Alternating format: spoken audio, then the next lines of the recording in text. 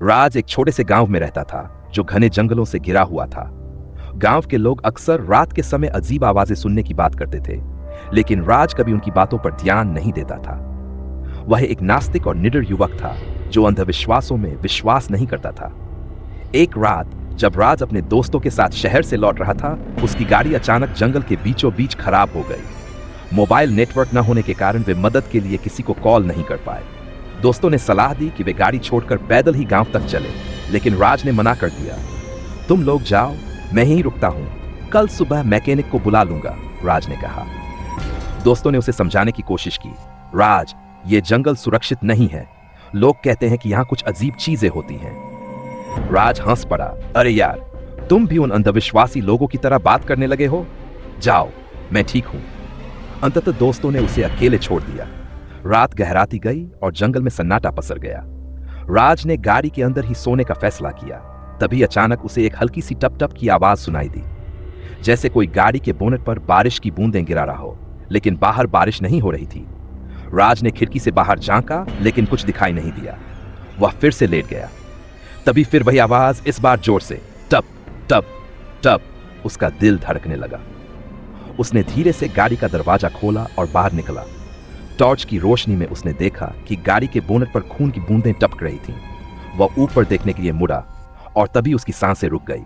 गाड़ी के ऊपर एक पीली आंखों वाली काली छाया उसे घूर रही थी। राज की नजरें उस पीली आंखों वाली काली छाया से जुड़ी हुई थीं। उसका शरीर स्तब्ध हो गया, मानो कोई उसे जड़ बना दे। वह चीखना चाहता था, लेकिन उसका गला सूख चुका था। तभी अचानक कर जंगल में कहीं दूर से एक बंदर की चीख सुनाई दी। जैसे ही आवाज गूंजी, वह काली छाया गायब हो गई। खून की बूंदें भी लुप्त हो चुकी थीं। राज ने जल्दी से गाड़ी का दरवाजा खोला और अंदर कूद गया।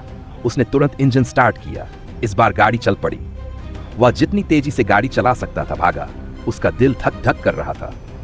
क्या वाकई मैंने कुछ देखा, या सिर्फ मेरा दिमाग मुझे धोखा दे रहा है? जैसे तैसे वह गांव पहुंचा।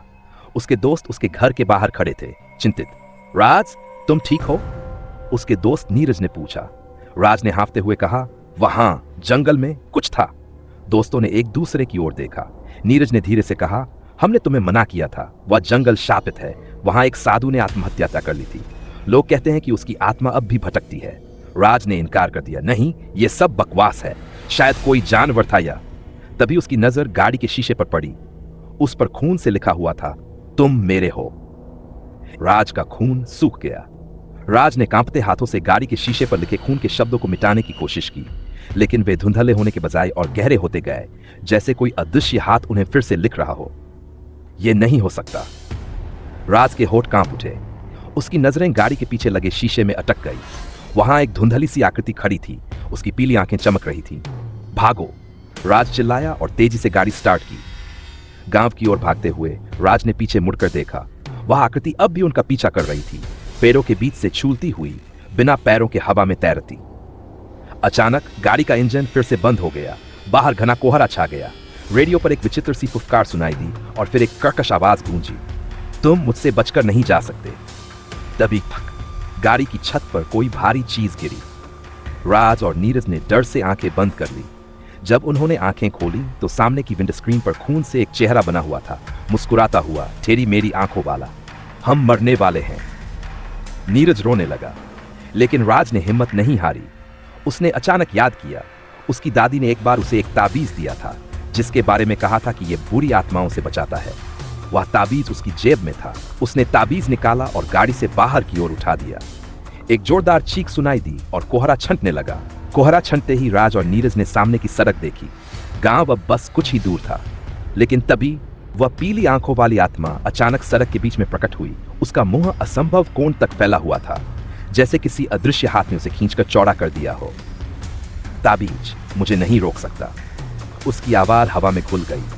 राज ने गाड़ी का गियर बदला और एक जोरदार धक्के के साथ उस आत्मा की ओर बढ़ा। गाड़ी उस आत्मा से सीधी टकराई, लेकिन कोई टक्कर नहीं हुई। पीछे मुड़कर देखा तो सड़क खाली थी। क्या हमने उसे भगा दिया? नीरज ने कांपते हुए पूछा। राज ने ताबीज को देखा। वह अब काला पड़ चुका था, जैसे जल गया हो। शायद, राज ने कहा, लेकिन मुझे लगता है यह खत्म नहीं हुआ। उसी रात जब राज सोने के लिए लेटा तो उसने अपने कमरे के कोने में एक छाया देखी। धीरे धीरे वह छाया बढ़ने लगी और फिर उसमें वही पीली आंखें चमकी।